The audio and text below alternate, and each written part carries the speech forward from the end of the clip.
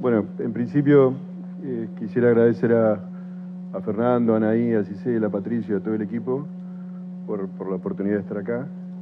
Yo siempre digo, y no me canso de repetirlo, que este es uno de los espacios que he encontrado con mayor libertad y mayor intercambio y mayor posibilidad de discusión y aprendizaje, por lo que lo celebro estos 10 años, estos 5 de encuentros sobre transmedia y que haya muchos más. Y bueno, y también me toca en este momento, por la presentación que voy a hacer, cambiar un poquito el eje respecto de lo que se ha venido hablando, si bien voy a retomar mucho, de alguna manera, de lo que planteó Roberto. Roberto tiene la capacidad siempre de hacerme dudar totalmente de mi presentación después de escucharlo, que realmente me cuesta hablar después de él, pero voy a tratar de no dudar tanto. Y a su vez también voy a retomar lo del colega que ha hablado recién de inteligencia artificial, aunque yo no voy a hablar de esas cosas, yo voy a hablar de narrativas. Entonces, mi trabajo, y esto también, aunque suene un poquito autorreferencial, me parece importante decirlo, yo siempre me he presentado en este foro como productor. Siempre he venido a traer alguna referencia o alguna reflexión sobre algún trabajo de narrativa transmedia que me ha tocado hacer. No es el caso de este año. Y eso me problematizaba también de alguna manera, porque decía, bueno, ¿desde dónde voy a hablar? Yo tengo mucho prurito para hablar desde lo académico, porque siempre me reconozco y me identifico más al lugar de productor. Pero bueno, me tocó esto, y me pasó una cosa muy interesante, que es que cuando escribí la presentación, que me doy cuenta que es como un eje de una obra, un plan de obra, que por eso voy muy rápido en alguna parte teórica, y lo voy a tratar de aplicar sobre un estudio de caso. Me di cuenta también que no podía dejar la pregunta sobre la producción, que no podía dejar ese lugar. Y me surgió, y como estaba hablando de narración y de inmersión, me di cuenta esta mañana, cuando me bajé del ómnibus y me fui al hotel, que la presentación y que lo que pensaba y lo que iba a exponer era una especie de cinta de Moebius. Por eso, una cinta de Moebius justamente entre el pensamiento y la acción, entre la producción y el análisis. La cinta de Moebius, recuerden que es una figura donde aparentemente hay dos caras, pero es una figura de una sola cara. Y creo que eso, de alguna manera, me di cuenta que es como un eje rector en la presentación. No se asusten de lo que voy a mostrar ahora, porque esto tiene mucha carga teórica, pero yo lo que voy a hacer es voy a sobrevolar sobre lo teórico para ir directamente al estudio de caso. Pero sí me interesa tratar de justamente marcar sobre la estructura de los... un poquito más, dale, de los conceptos base que voy a trabajar, que es inmersión, dispositivo, ver el dispositivo desde dos lados, desde la vía tecnológica y desde la vía narrativa. Ahí voy a trabajar muy cortito sobre lo que plantea Agamben en una obra que dice que se llama ¿Qué es un dispositivo? Trabajar ahí el dispositivo narrativo y la inmersión, y un tema que vengo trabajando e investigando ya hace un tiempo con una colega de la Universidad Complutense de Madrid, con la doctora Marcos Molano, que es sobre storyboard, sobre universos narrativos. De ahí lo que realmente a mí siempre me interesó de transmedia. Cuando yo escuché por primera vez hablar de transmedia, que me acuerdo fue googleando en internet, encontré algo de alguien de la RAI que se llama, ustedes la deben conocer, Nicoletta Giacobacci, que era una persona que hablaba y que luego me encontré con Max Giovannioli, que venía de esa línea, y ellos marcaban mucho el tema de la coautoría como una referencia a lo que es una experiencia transmedia. Y a mí ese tema siempre me quedó muy picando, y es lo que tratamos de hacer en nuestras experiencias transmedias que hicimos con Julio Bertolotti y Hernán Casanilla, respecto de Experiencia Cortázar, y que hicimos también con una anterior que tenía que ver con los 30 años de Malvinas, que tuvo muy poquita vida, que se llamó Vida durante la Guerra, que siempre fueron experiencias centradas tratando de generar y explorar esa relación de la coautoría. Y bueno, y hoy vuelve a aparecer ese tema, referido a lo que es el usuario. Y bueno, y a partir también de estos bots y estos filtros y estas cosas, van a aparecer también al principio y al final de esta charla en relación a algo que comenzó como un tuit que yo hice en diciembre, en diciembre de 2016, cuando Fernando Acuña, que está acá, estaba hablando del Ministerio del Tiempo, y yo tuiteé y me encontré que mediante el filtro rápidamente Javier Olivares, que es el productor general, me escribió, y luego yo le volví a escribir y empezamos una relación de ida y vuelta con el equipo del Ministerio del Tiempo. Empecé a estudiarlo, me encontré con el productor Transmedia en Colombia, luego en España, y estamos trabajando sobre ese tema, así que ese va a ser el caso de estudio que voy a tratar de presentar rápidamente. Pero bueno, volvamos al título de la charla, que es repensar la inmersión. Entonces, casi diríamos de perogrullo, inmersión, si vamos al diccionario, fíjense cómo incorporó ya algo muy cercano a nosotros, que es la tercera acepción, ¿no? Acción y efecto de introducir o introducirse en un ámbito real o imaginario, en particular, me acabo de dar cuenta que está todo mal escrito, disculpen, en el conocimiento de una lengua determinada. Esa acepción haría más relación con la acepción de lo que se usa en la enseñanza del inglés, ¿no? Cuando se habla de inmersión, que se generan a veces simulaciones referidas a que todo está en inglés, todo se habla en inglés. Y también, de alguna manera, a nuestra visión se acerca la segunda, ¿no? Introducir o introducirse plenamente alguien en un ambiente determinado.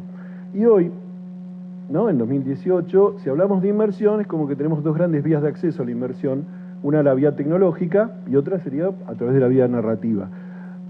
La vía tecnológica, todo el mundo está hablando de realidad virtual, de realidad aumentada, o hablan de 360. Es una inmersión basada en dispositivos tecnológicos.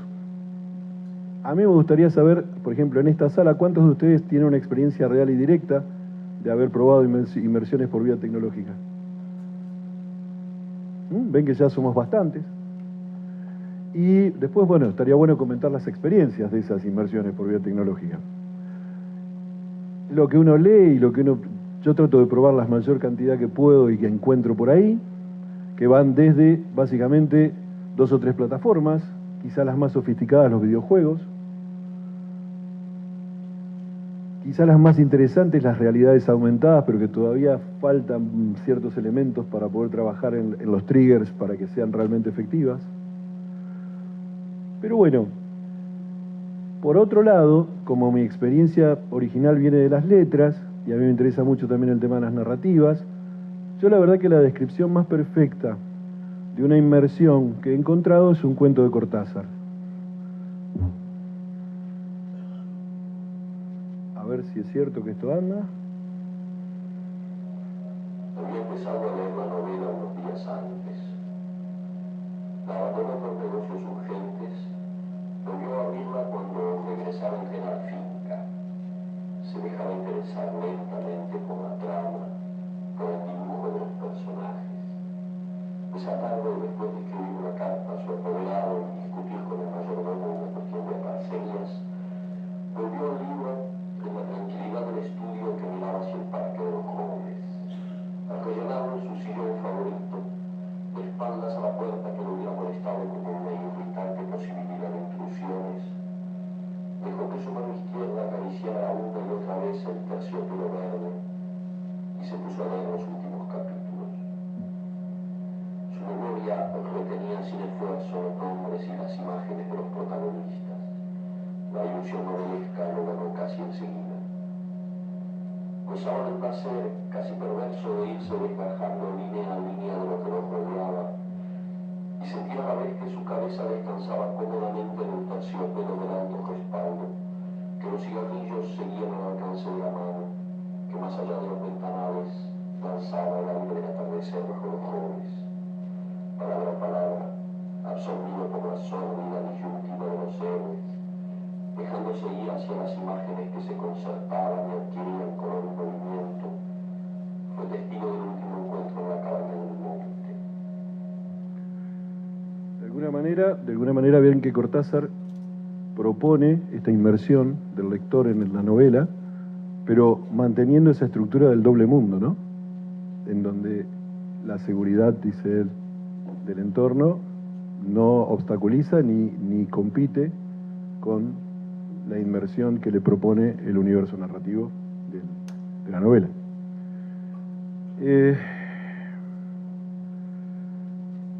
Tenemos ahí acceso a otra forma de inmersión, que vendría más desde la narrativa. Y a mí me interesaba, en primer lugar, en esta charla, ver cómo vinculábamos las dos.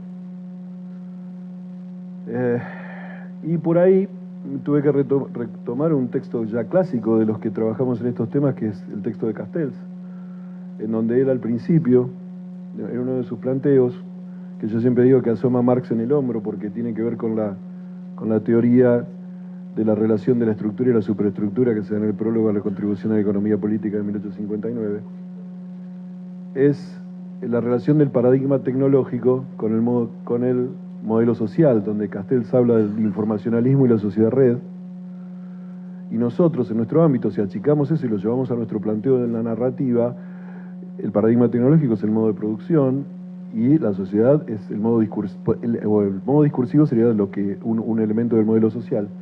Podemos hablar de la relación de la producción multiplataforma como paradigma tecnológico y de las narrativas transmedia como un modo discursivo propuesto por ese, o determinado por ese paradigma tecnológico.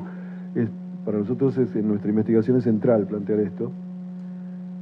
Y dentro de esto hemos dado un paso más, esto lo venimos trabajando hace varios años, que es encontrar qué género, de alguna manera, o cómo determinar un género propio en estas narrativas. Y se nos ha venido desde el lado del periodismo, a través de un trabajo de una colega también de la Universidad de Zaragoza, que se llama María Angulo Egea, con su libro Inmersiones, la posibilidad de traer desde ahí el concepto que Martín Caparrós llama la crónica, todo junto, y que es muy interesante como género, porque por definición, por estructura, es un género fragmentario, abierto, y en donde el concepto de inmersión tiene que ver con esto de lo narrativo que nosotros venimos planteando. Y hay un tercer elemento más que les quería contar como insumo de lo que estamos pensando, que es algo que conocía el año pasado a través de poder dialogar con él, con Espen Arset, que es un teórico que se dedica específicamente a un trabajo de construcción de la narrativa, del edificio narrativo, teniendo en cuenta un punto de partida distinto al tradicional. Él piensa que hoy no se puede construir teoría narrativa desde la literatura solamente, sino que hay que tener en cuenta también lo audiovisual y el videojuego. Y en todo ese campo, desde ahí pensar y trabajar. Y él ahí agrega una estructura muy discutida en algunos casos, que tiene que ver con el esfuerzo no trivial por parte del usuario a la hora de abordar esa narrativa. Eso obviamente tiene mucho que ver con el narrar del videojuego, ¿no? Donde uno va aprendiendo la narrativa y el modo de leer esa narrativa mientras juega. ¿Qué concepto aparece fuertemente en esto y que tiene que ver mucho con lo que habló Roberto al principio en la parte final de su charla con lo de Netflix, y hablaba recién el colega de Chile? Tiene que ver con cómo se generan estas historias, hay un modelo de generación de esta historia en base a lo que la persona espera, cómo se construye una historia con esta complejidad. Hay una cita muy interesante de un productor que le dice a Jenkins en un momento, un productor con mucha experiencia de Hollywood, que le dice: al principio de mi carrera yo, cuando hacía pitcheaba historias, porque una buena historia permitía una buena película. Después me di cuenta en la época de las franquicias que tenía que pitchear personajes, porque los personajes permitían buenas historias y continuidad de ellas, y luego ahora tengo que pitchear mundos, porque en los mundos hay infinidad de personajes, infinidad de historias, infinidad de contextos. Esa complejidad hace que nosotros, y ahí yo de alguna manera puedo retomar el lugar que quería de productor y de guionista, cuando a la hora de diseñar, necesariamente caemos en el uso de esto que se llama el universo narrativo. Y el universo narrativo es un concepto que está muy también en boga, muy discutido, muy interesante, en donde es un dispositivo también. es un dispositivo y en donde a mí la novedad mayor que me aportó cuando me puse a estudiar sobre él es que las tramas no son parte constitutiva de él.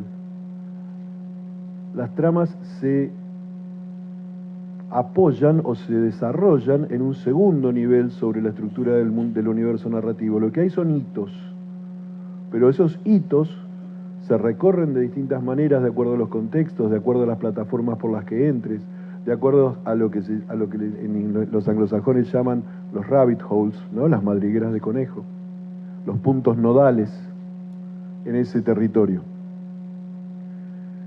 Y por otro lado, también desde la producción y trabajando mucho el concepto de Biblia que se asocia a la entrada de un universo narrativo, si hay algo que nos cambió a los guionistas audiovisuales el escribir todo esto, lo pueden ver desde ya las aplicaciones en los programas estándar, como el Final Draft. Ya el Final Draft viene con una aplicación de mapa. ¿Por qué? Porque los guionistas mapeamos historias. O sea, nos movemos, determinamos universos narrativos y trabajamos ahí. Y por otro lado, la Biblia, la Biblia el manual que escribió Fernando lo explica claramente y lo toma el famoso modelo de Biblia de Transmedia de Screen Australia, en donde habla de los escenarios centrados en el usuario. Ya los mundos narrativos están centrados en el usuario y de hecho ya hay algoritmos que nos tendrían que ayudar a hacerlo, según nos contaba recién nos contaba Roberto. O los hay, no sé si nos tendrían que ayudar. Entonces, ¿para qué todo esto? ¿Cómo armamos, cómo estructuramos una narrativa inmersiva, entendiendo que no compite con lo tecnológico debe seguir avanzando y seguramente va a determinar nuevos modos de narrativa? Ahora, ¿para qué se narra? ¿Qué buscamos con esa narrativa? ¿Qué profundizamos en la estructura de un universo narrativo? Y ahí engancha con el primer tema que yo les planteaba que era de mi interés, que es la participación. Si ustedes trabajaron o siguieron o participaron de alguna manera, fueron parte de una experiencia transmedia, saben que la pirámide, esta que está dibujada acá, que yo saqué del libro de Fernando, este triángulo equilátero queda muy bonito que hizo el diseñador, pero el triángulo real es un largo isósceles donde la altura es infinitamente más alta que la base. Porque es muy poquitito el grado de participación real respecto de la base.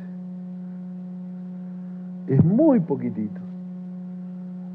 Entran miles de personas a ver tu trabajo y participan 4. Participan 10. Participan en el acto real de creación. Participan de distinta manera, lo explica Fernando en su libro. Te dicen me gusta, te lo recomiendan, hacen alguna acción un poquito más allá y finalmente se involucran en la acción, toman tu consigna si la diste o inventan una consigna, mejor todavía, y se corren de lo que pensaste originalmente vos como productor. Pero esa participación es bastante pequeña en relación a lo que hablábamos. ¿Cuál es la cuestión de la participación? Para mí es central en el desarrollo de lo que estoy planteando acá como producción de narrativas transmedia. Y la necesidad del storyboard, del universo narrativo como herramienta, como estructura para poder generar ese tipo de narrativas. Y me encontré con esto, que la gente que es especialista en tecnología me dirá, después me gustaría escuchar su opinión. Me hacen llegar, Julio Bertolotti me hace llegar este artículo de Wired, donde, hablando de la economía de la atención, yo la primera vez que escuché hablar de la economía de la atención lo escuché a Roberto hablar de eso en algún foro anterior. Plantea en este artículo, que les recomiendo que lo lean, que en este momento la estructura de realidad virtual está peleando un espacio de la economía de la atención que todavía no está ganando. El autor plantea una serie de hipótesis posibles para explicar ese fenómeno, pero también deja caer una hipótesis un poquito menos interesante en el sentido de los que trabajan en ese campo, que es que, bueno, que finalmente pase como con otros fenómenos asociados a la imagen, como fue el de la televisión 3D, etcétera, que cayeron, digamos, pasaron una ola de interés y luego pasaron al olvido. Veremos qué pasa con esta estructura. Todavía yo creo que nadie puede opinar sobre esto. Pero sí es interesante plantear esto de que no vale de que una cosa sea interesante por sí misma, sino que compite en el uso de nuestra economía atencional, del tiempo libre. Roberto hablaba recién de la importancia que tiene el tiempo libre para las nuevas generaciones, en la exposición más temprano. Y yo pensaba en esto, porque ese tiempo libre es limitado y compiten en nuestro un montón de tecnologías y un montón de opciones narrativas. ¿Y cómo juega esto? Y acá viene un poquito, si quieren, la parte idealista de la charla, que es, antes de pasar al estudio del tiempo, adelanto un poquito lo que va a ser mi conclusión. Yo creo que eso de alguna manera también tiene que ver con la posibilidad de la experiencia social. Vieron que hay un tema, yo observo mucho, cuando se está en los sistemas de simulación, de realidad virtual, de realidad aumentada, cuál es el funcionamiento social de las personas, y vieron que la experiencia es individual. Todavía la experiencia social está muy en pañales. Como que uno tiene que usar su propio casco, tener su propia estructura de sonido, tener su propia introducción, si quieren, en el campo visual, cosa que todavía no está pasando demasiado, de su propio cuerpo. Tener la relación con el mundo exterior cuando hace experiencia de realidad virtual. Entonces hay que ver cómo esto evoluciona. Yo quiero aplicar un poquito todo esto que está ahí hablado, porque le prometí a Fernando recuperarle el tiempo y hablar en 20 minutos, en un estudio de caso, y voy a retomar el tema que más me interesa de todos, que es el de la participación y la coautoría. Y yo he puesto 3 cosas ahí porque podríamos hablar de muchísimas, pero voy a traerles, quiero vendérselas, si no las conocen, les quiero que lo vean y después, bueno, hagan su experiencia. El Ministerio del Tiempo fue un hecho bastante particular aquí en Latinoamérica, porque de hecho fue una serie que eclosionó desde el ámbito ilegal, digamos, no había ningún sistema de televisión, ni de cable, ni de nada que la pasara, y era un fenómeno para una gran cantidad de gente, una cantidad significativa de gente. En España me contaba, y cuando hice las entrevistas, me contaba Agustín Alonso, que es una de las personas de televisión española que está involucrada en el proyecto, que pasaba lo mismo, o sea, había un fenómeno mucho más interesante en las redes y en la participación que lo que reflejaba en el rating. Cuando nos ponemos a estudiar el storyboard del el universo narrativo del Ministerio del Tiempo, hay una cosa interesantísima. El Ministerio del Tiempo es una serie que podríamos determinar de fantástica.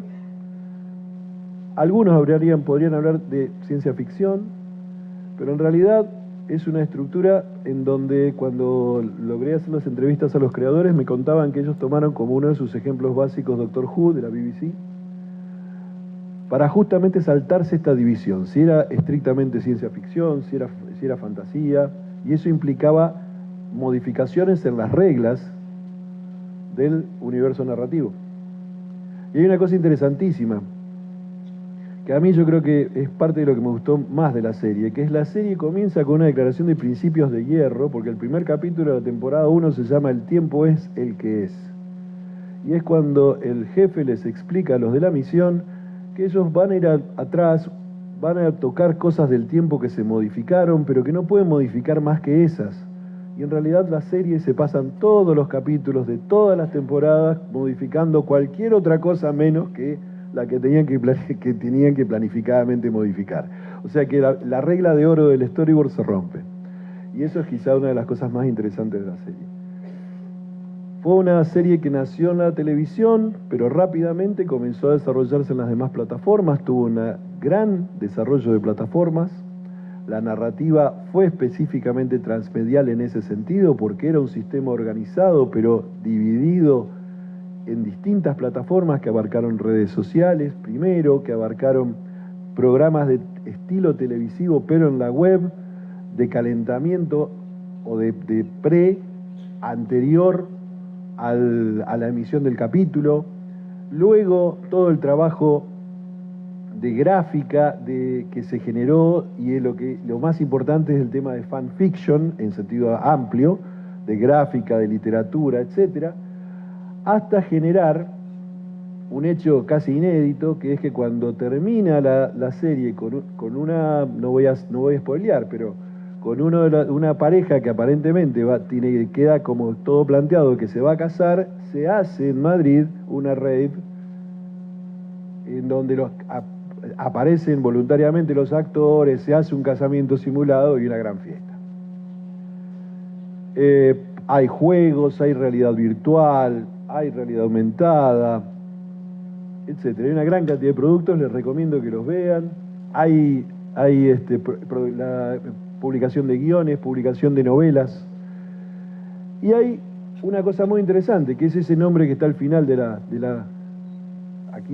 esta diapo, que es los ministéricos, que quizás es lo más importante, es el grupo de fans, que pasó a ser una base muy estable, muy fuerte, muy comprometida, que generó un montón de fanfiction, desde escritura, y esto, fíjense que llega hasta un punto muy interesante. Esto lo recogen en este artículo del País, que queda retomado. Yo extracté un pedacito, fíjense lo que dice la periodista.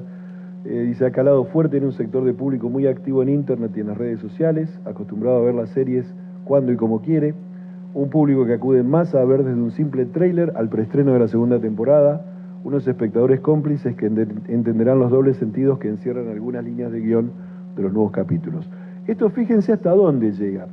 Pasa un hecho quizás fortuito, pero interesantísimo, que explota en las redes y genera una participación inmensa a nivel de fanfiction, que es esta.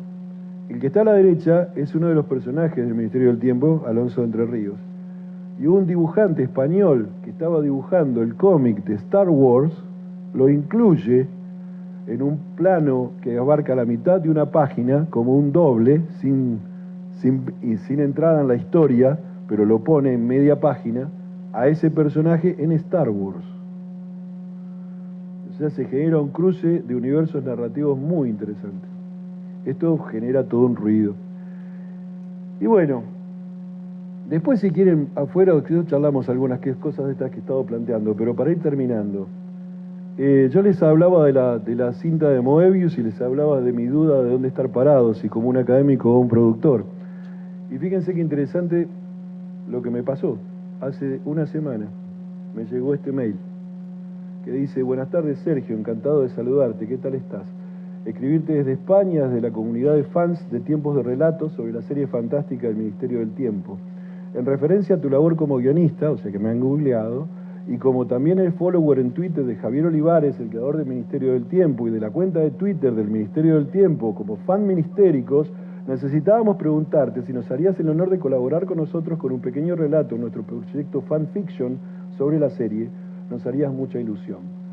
La premisa está diseñada para que quien no haya visto la serie pueda jugar como un juego de rol, entrecruzando los relatos entre ellos, como hicimos en la anterior tanda. El proyecto vamos a sacarlo en junio, para petar las redes y hacerlos coincidir con la salida del mercado del segundo tomo oficial del cómic del Ministerio del Tiempo, para así lograr mayor visibilidad y presionar para pedir una cuarta temporada. Sería un honor que contemos con tu pluma, tenemos toda la libertad para contar lo que queramos, de todas formas, pudieras o no. Muchísimas gracias, papá. Digo, qué comunidad fuerte, ¿no?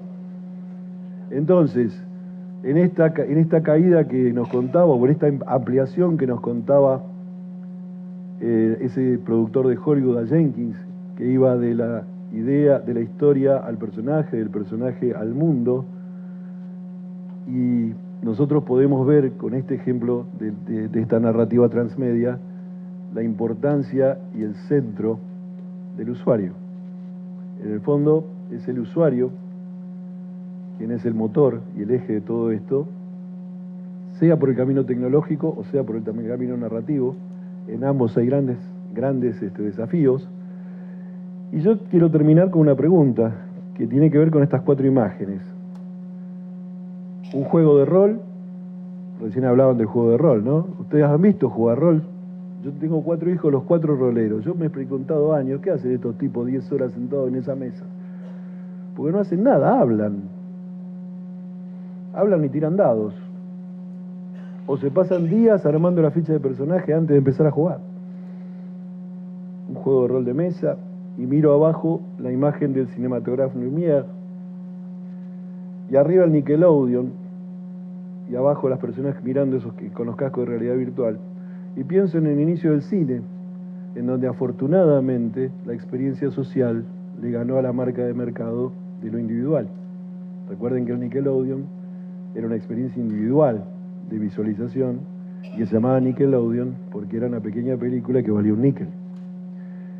Entonces, esto me hace pensar también en que cuando los que tenemos la posibilidad de pensar en analizar, pero también en producir, de tratar de no dejar nunca de lado, o de esto que yo entiendo que es lo más importante que les pude decir, que es la participación, la coautoría y la experiencia social. Muchas gracias.